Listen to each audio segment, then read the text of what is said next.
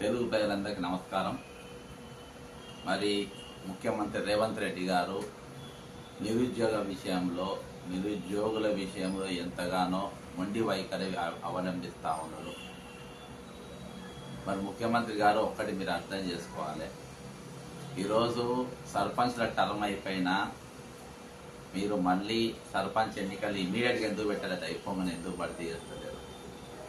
ఎందుకంటే మీరు అది ఇప్పుడు ఇమీడియట్గా సర్పంచ్ ఎలక్షన్ పెడితే మీరు ఘోరంగా ఓడిపోయే పరిస్థితి ఉన్నది. కాబట్టి మీ 6 నెలల పరిపాలనలోనే ప్రజలు విరక్తి చెందింది. కాబట్టి మీరు ఎన్నికలు పెడతలేరు. సేమ్ అదే విధంగా ఈరోజు పార్లమెంట్ అయింది, మీకు ఎమ్మెల్సీ ఎన్నికలు అయినాయి, మళ్ళా ఇప్పుడు ఈ ఎంపీ ఎలక్షన్స్ అయినాయి. అదేసారి సర్పంచ్ ఎలక్షన్స్ పెట్టాలి. టర్మ్ అయిపోయినా మీరు పెట్టకుండా తత్సారం చేస్తున్నారంటే మీ పరిస్థితి బాగలేదని అర్థం. అదేవిధంగా అంటే ఒక సమయం తీసుకుంటారు, కొన్ని డెవలప్మెంట్ కార్యక్రమాలు చేసి కొన్ని మీకు పూర్తి నమ్మకం వచ్చినాక మీరు ఎన్నికలు కండక్ట్ చేస్తారు. ఇప్పుడు అదేవిధంగా ఈరోజు మెగా డిఎస్సి అనేది దాదాపు మీరు 11,000 పోస్టులు వేసారు. ఈరోజే పత్రికలలో చూసినాం, దాదాపు 18,942 మంది ఉపాధ్యాయులకు మీరు పదోన్నతులు కల్పించారు. ఈరోజు ఆ పోస్టు కూడా నింపాల్సిన పరిస్థితి ఉన్నది. వాళ్ళకు ప్రమోషన్ ఇచ్చిన తర్వాత మరి అదే పోస్టులో ఉంచి మీరు ప్రమోషన్లు ఇస్తారా లేకుండా నింపుతారా అని ఈరోజు మెగా డిఎస్సి 25,000 వేయాలంటున్నాము. సిలబస్ చాలా ఉంటుంది. ఒకసారి మీరు ఉపాధ్యాయ నాయకులను పిలిపించుకొని అధ్యాపకుల నాయకులందరితో మీరు చర్చించి మరి ఈ సమయం 45 రోజులల్లో వీళ్ళు డిఎస్సి ఎగ్జామ్ రాయగలుగుతారా రాయలేరా ప్రిపేర్ అవుతారా కాదా కొంతమంది మీరు తెలుసుకోండి. మీరు తెలుసుకొని మీరు ఎగ్జామ్ పెడితే బాగుంటుంది. అదేవిధంగా ఈరోజు మోతీలాల్ దీక్ష చేయబట్టి ఇవాటికి 5వ రోజు, 5 రోజులు గడుస్తున్నాయంటే సామాన్య విషయం కాదు. నాకు తెలిసి ఇప్పుడు ఇన్ని రోజులల్లా తెలంగాణ ఏర్పడ్డ తర్వాత హాస్పిటల్లో కొనసాగిస్తున్న వ్యక్తి ఈయననే అనుకుంటున్నాం, మోతీలాల్. మేము ఫస్ట్ డేనే పోయి కలవడం జరిగింది. తర్వాత చాలామంది విద్యార్థుల నాయకులపై కలుస్తూ ఉన్నాం. న్యాయమైన కోరిక తీర్చమంటాం.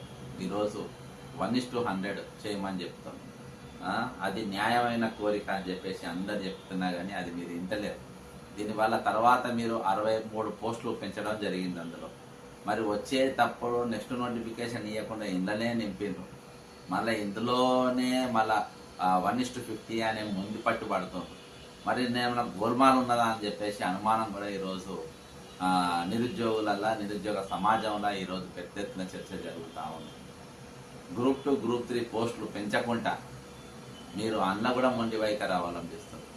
ఈరోజు రాహుల్ గాంధీ గారు, ప్రియాంక గాంధీ గారు ఇద్దరు కూడా నిరుద్యోగులు అప్పుడున్న పేపర్ కటింగ్స్, ఫోటో క్లిప్పింగ్స్ అన్ని పెట్టి కూడా ప్రదర్శన చేస్తాం. వాళ్ళ పేరు, నీ పేరైతే ఎట్లున్నదో దేశం అంతా తెలుసు. ఇవాళ వాళ్ళ పేర్లు కూడా బద్నాం చేసే పరిస్థితికి మీరు ఎగబడ్డారు. ఈరోజు ఆనాడు కేటీఆర్ ఎన్నికలకు ముందు కలిసిండు, ఎన్నికలకు తర్వాత నిరుద్యోగులను కలిసిండు. నువ్వు ఎన్నికలకు ముందు కలిసినావు, ఎన్నికల తర్వాత కలుస్తలేవు, ముఖ్యమంత్రి అయినాక వాళ్ళని కలుస్తలేవు, వాళ్ళతో చర్చలు జరుపుతలేవు. కాబట్టి ఈరోజు ఇంత మొండిగా వ్యవహరించడం సరి అయిన పద్ధతి కాదు.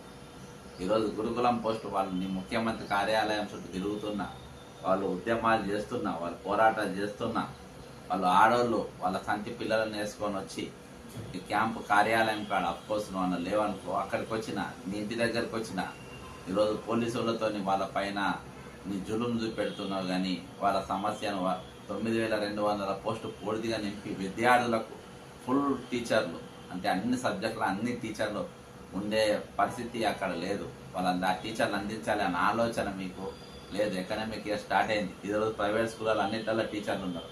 గవర్నమెంట్ స్కూళ్ళల్లో కానీ గవర్నమెంట్ సోషల్ వెల్ఫేర్ స్కూల్స్లలో కానీ టీచర్స్ లేకుండా చైతన్య నారాయణ వాళ్ళు ఏమైనా చెప్పిండ్రా మీకు? ఈ 2 ఇట్లలో కూడా టీచర్లు లేకుండా చూడమని, అప్పుడైతేనే మా అడ్మిషన్ నిండుతాయని, అప్పుడైతే మా కాలేజీలు భర్పూర్గా ఉంటాయని ఏమైనా చెప్పిండ్రా వాళ్ళు? ఎందుకు మీరు నింపుతలేరంటే అర్థం అక్కడికే వస్తుంది. ఈరోజు వీళ్ళందరూ వెళ్ళిపోయి జాయిన్ కావాలి. ఈరోజు మీరు ప్రభుత్వ ఆసుపత్రులను పట్టించుకోరు, అక్కడ పోనే పోరు. కానీ ప్రైవేట్ దవాఖానలో పోతారు, అందులో పోతారు, భాష అందిస్తారు.